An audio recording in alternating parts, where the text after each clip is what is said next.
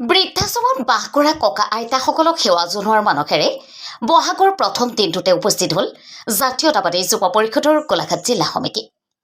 বিগত বৰ্ষৰ দৰে এইবাৰো জাতীয়তাবাদী যুৱ পৰিষদ গোলাঘাট জিলা সমিতি পহিলা বহাগৰ দিনা গোলাঘাট বেঙেনাখোৱাস্থিত আমাৰ ঘৰ বৃদ্ধাশ্ৰমৰ ককা আইতাসকলৰ লগত একেলগে পুৱাৰ জলপান গ্ৰহণৰ লগতে বস্ত্ৰদান কাৰ্যসূচীৰে মৰমৰ ককা আইতাসকলক সেৱা নিবেদি আশীৰ্বাদ গ্ৰহণ কৰে।